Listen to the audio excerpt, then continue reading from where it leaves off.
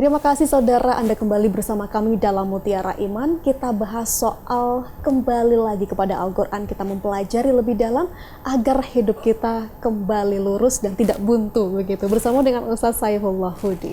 Ustaz tadi sudah diberikan pemahaman mulai dari tausiah pengantar, kemudian bagaimana kita membaca Al-Quran dengan benar, kemudian berbanding lurus kita harus lakukan sesuai akhlak yang sudah diberikan oleh Al-Quran begitu.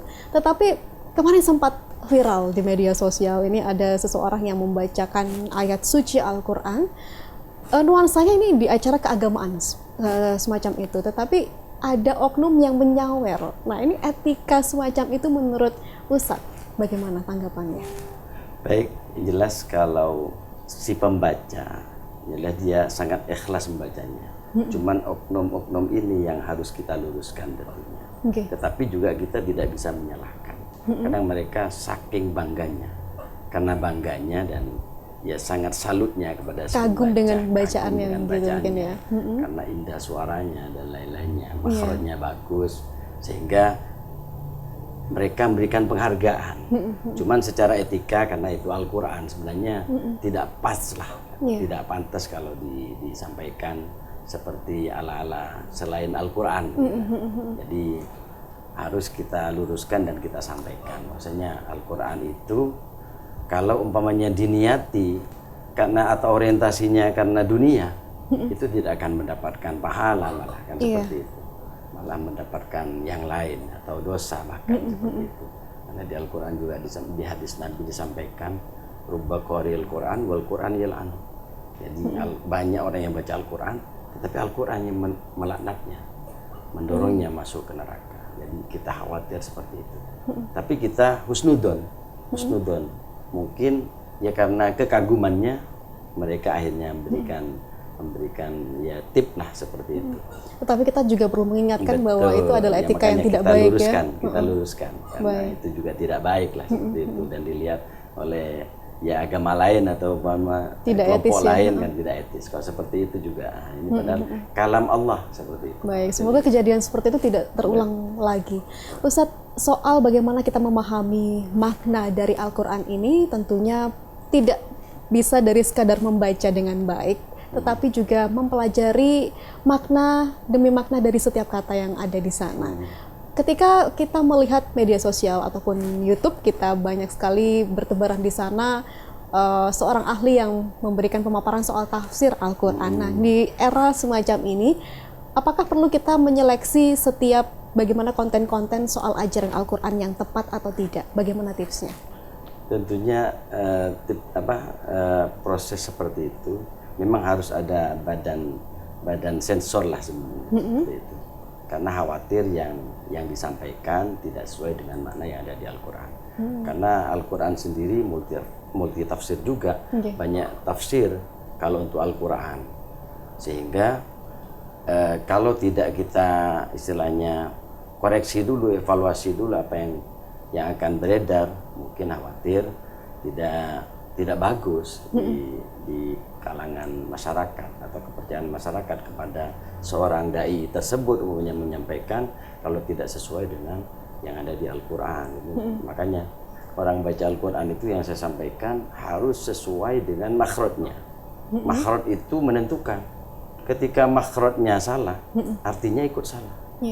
Sama dengan makna seperti itu. Banyak makna yang menurut tafsir satunya bermakna A, tafsir satunya bermakna B. Tapi sama-sama benarnya. Ini kalau Al-Quran sebenarnya sudah jelas. Kalau Al-Quran itu sudah jelas, pokoknya sesuai dengan makhraj yang disampaikan, insya Allah maknanya pas juga. Seperti itu. Ketika Al-Quran diturunkan dengan bahasa Arab, Allah ini bertujuan karena bahasa Arab ini adalah bahasa yang paling kompleks untuk bagaimana vocab ataupun kosakata yang disediakan begitu ya. Jadi tidak bercampur baur dengan bahasa campuran dari bahasa asing begitu. Apakah perlu juga Ustadz kita mempelajari bahasa Arab utamanya di dalam Al-Quran ini untuk kita bisa memahami lebih jeli lagi dan lebih dalam soal bagaimana pesan yang disampaikan oleh Al-Quran? Tentu sangat dianjurkan kita memahami bahasa Arab tersebut karena Al-Quran memang berbahasa Arab. Cuman sekarang kan sudah dipermudah, ada terjemahan. yang juga bisa dimanfaatkan. Jadi tidak harus paham bahasa Arab murni, karena kalau kita melihat atau proses belajar Al-Quran dari bahasa Arab, ya harus mengetahui ya nahwu sorobnya, ilmu alatnya, istilahnya begitu. Cuman kan masyarakat juga tidak ke sana semuanya gitu. Jadi tidak semua ingin belajar nahwu sorobnya. Yang penting mereka bisa melafalkan Al-Quran dengan baik. Kan seperti itu. Ada beberapa pesantren umpamanya hanya mengajarkan ilmu Al-Quran saja, tidak dengan bahasa Arabnya, hanya Al-Quran saja, tapi ditafsirkan ketika pengajian umumnya seperti itu. Itu tidak masalah. Yang penting mereka menyampaikan sesuai yang ada di terjemahan. Sekarang sudah ada terjemahan Al-Quran Kementerian Agama seperti itu kan, sudah ditashih orang-orang yang menterjemahkan tentunya. Sudah sesuai dengan sanad-sanad yang di atasnya mereka seperti itu. Soal tadi penerjemahan Al-Quran ini ada lembaga khusus yang mengawasi begitu ya. Kalau tidak salah beberapa tahun yang lalu, sudah cukup lama, ada sebuah kasus ini penerjemahannya ada salah, entah disengaja atau bukan, makna yang disampaikan ini menyeleweng dari seharusnya begitu. Nah, ini lembaga resmi yang mengawasinya dari siapa, Ustaz? Yang jelas kalau di Kementerian Agama itu ada sendiri yang memang ya membidangi tersebut. Di antaranya ada, kalau di Kementerian Agama Kabupaten Jember kan ada PD Pontren seperti itu, yang memang menangani tentang pesantren-pesantren dan mereka paham terhadap ilmu nahwu sorobnya begitu. Cuman memang ada oknum yang memang sengaja kadang-kadang mau mempelesetkan Al-Quran, ada saja seperti itu. Dan itu yang harus kita antisipasi. Khawatir nanti orang yang membaca, masyarakat yang membaca, ya artinya yang mereka pahami ya yang salah itu. Sama dengan orang belajar menghafalkan Al-Quran. Ketika belajar dengan orang yang kurang fasih, hafalannya ya kurang fasih. Seperti itu. Karena kalau hafalan itu kan sudah lengken, Mbak, ya. Jadi sudah harus sesuai dengan yang diajarkan oleh gurunya. Ada kisah ini begini. Jadi ketika ada orang yang melafalkan begini, minallahi ta'ala, karena mereka mendengarkan bukan minallahi ta'ala, minad-doli ta'mala, katanya seperti itu. Jadi ketika mereka melafalkan di pengeras suara, mereka menyampaikan minad-doli ta'mala, kan seperti itu. Kan juga salah. Tetapi ya yang paling salah yang mengajarkan. Tetapi mereka yang tidak belajar kan hanya mendengarkan, itu juga kesalahan. Makanya harus belajar dari mendengar itu apa, dari lesan yang sudah benar atau pengucapan yang sudah benar, itu baru bisa diaplikasikan ke kehidupan sehari-hari. Baik, Ustadz, apakah mempelajari suatu ilmu, khususnya ini mungkin agama dan juga Al-Quran ini, harus ada guru? Karena kalau misalkan di sisi lain, seorang guru ini juga membawa ideologi tertentu yang kita tidak bisa memfilter itu apakah baik atau benar jika kita adalah orang yang awam. Bagaimana ketentuannya? Yang jelas kalau belajar Al-Quran itu harus talaki, Mbak. Jadi talaki itu berhadapan antara guru dan murid. Karena lafal Al-Quran itu beda dengan lafal ejaan biasa. Jadi harus betul-betul melihat melihat mulut guru, bagaimana melafalkan huruf alif sampai iya. Karena ketika tidak melihat, dan Nabi sendiri itu talaki dengan malaikat Jibril. Jadi melihat bagaimana malaikat Jibril menyampaikan makhraj alif umpamanya. Nabi SAW melihat malaikat Jibril. Bagaimana? Kalau mereka tidak berhadapan dengan gurunya, itu insya Allah kurang pas. Makanya kemarin ketika ada pelajaran daring, itu tidak ya membantunya karena memang harus menghindar dari hal-hal yang memang harus dihindari ya.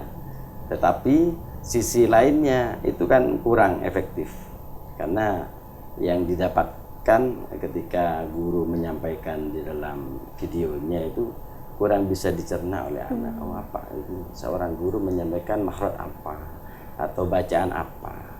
Jadi kalau belajar Al-Quran terutama atau agama pasti harus melalui guru. Baik, Ustadz, tadi disampaikan bahwasanya Al-Quran ini adalah pedoman. Walaupun kita sudah mempelajarinya dengan baik, bagaimana cara membacanya, tetapi pedoman ini juga harus diimplementasikan dalam kehidupan. Ketika ada sebuah dilema soal prinsip agama dan juga tuntutan pekerjaan, ini bagaimana kita menyikapi kesulitan ini? Bisakah kita kembali kepada Al-Quran dan Al-Quran menjawab semuanya? Bisa, ketika manusia tersebut sudah fokus, sudah bersandar kepada agama yang menjadikan sumber kehidupan, insya Allah akan kembali kepada permasalahan itu, akan ada penyelesaiannya di Al-Quran. Sekarang tinggal manusianya. Sama dengan begini, ada permasalahan di dalam kehidupan kita, di Al-Quran sudah disampaikan, wasta'inu bis-sabri was-shalah.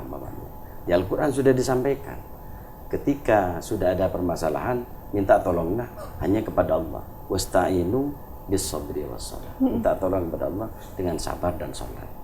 Jadi kalau umpamanya ada permasalahan, kita kembali kepada Al-Quran, insya Allah aman. Nah, cuman sekarang mereka mau kembali apa enggak, seperti itu. Baik. Pernah kami dengar soal istikharah tidak hanya melalui sholat, tetapi melalui Al-Quran. Ini betul tidak, Ustaz? Istikharah itu memang tidak harus dari sholat. Jadi istikharah itu bisa saja melihat langsung bisa. Kalau kita sudah yakin, kenapa kita masih istikharah, kan begitu? Langsung hajat saja ya. Kalau sudah yakin, istikharah itu biasanya kalau ada keraguan atau ada dua pilihan. Kalau ada dua pilihan yang sama-sama sulit kita nentukan yang mana yang saya pilih, itu baru istikharah. Minta petunjuk kepada Allah. Ketika sudah wis paten ke satu orang umpamanya, ya sudah, tidak usah istikharah. Wis mantap seperti itu. Baik. Sudah mantap seperti itu. Mungkin terakhir Ustadz, kita rutin membaca Al-Quran, sepertinya banyak yang pada momen-momen tertentu saja, semisal ada waktu luang atau saat momen Ramadan begitu. Bagaimana kita bisa istiqomah untuk membaca Al-Quran dan meresapi bahwasanya Al-Quran ini bisa menenangkan kita? Baik, Abia. Yang jelas Allah itu sangat senang kepada sesuatu yang kontinu, walaupun sedikit. Inna habbal amal ilallah adwamuhu wa inqallah. Jadi Allah itu senang kepada sesuatu yang konsisten, istiqomah, wa inqallah, meskipun sedikit. Kalau banyak kita baca Al-Quran, lebih baik kita baca Al-Quran dalam satu hari umpamanya 3 baris daripada baca Al-Quran hatam tapi 1 tahun sekali. Nah, ini masih lebih baik yang baca Al-Quran hanya 3 baris. Atau satu misal begini, baca Alif Lam Mim, umpamanya sudah tidak sempat, waktunya sudah mau segera masuk ke kantor. Shadaqallahul Azim. Di situ sholat duhurnya baca lagi Dzalikal kitabul la raiba fihi hudal lil muttaqin. Shadaqallahul Azim. Tidak apa-apa. Ini masih istiqomah daripada baca Al-Quran langsung 1 juz tapi 1 minggu sekali atau 1 minggu sekali setiap Jumat atau pas bulan Ramadan. Nah, pas bulan Ramadan. Jadi Allah itu suka yang istiqomah. Intinya seperti itu. Bagaimana cara supaya kita bisa istiqomah? Harus dipaksa. Jadi istiqomah itu harus dipaksa. Sama dengan kita mau sholat tahajud, dipaksa pakai alarm dulu. Alarmnya, kalau alarm yang sudah biasa mungkin kita, wah ya biasa itu, akhirnya dimatikan lagi. Tapi ada alarm yang memang mengajak kita, kemudian bisa selain mengajak kita juga ada alarm yang mengolok-olok kita sendiri. Makanya begini, saya Hudi, kita pakai alarm. Hudi katanya mau sholat, kok saya tidur saja, seperti itu. Alarmnya kita bikin pakai rekaman, itu bisa membantu. Intinya dipaksa. Dalam rangka seperti itu, karena memang ya kita mau berbuat baik itu harus dipaksa. Baik, Masya Allah. Kita semua berharap Al-Quran ini bisa menjaga diri kita di dunia dan juga di akhirat. Matur nuwun Ustadz atas segala ilmu yang diberikan hari ini mudah-mudahan manfaat untuk pemirsa di rumah dan juga untuk pahala Ustadz yang sudah menyampaikan ilmu kita. Matur nuwun sekali lagi. Sama-sama. Dan saudara, itu tadi perbincangan kami bersama dengan Ustadz Saifullah Hudi soal bagaimana kita mendekatkan diri kepada Allah melalui Al-Quran. Mudah-mudahan membawa kita meningkatkan keimanan yang lebih tinggi lagi untuk bisa menjadi umat yang baik dan menjalankan amal ibadah bermanfaat bagi sesama. Akhirnya saya Pia Mediana pamit undur diri. Wassalamualaikum warahmatullahi wabarakatuh.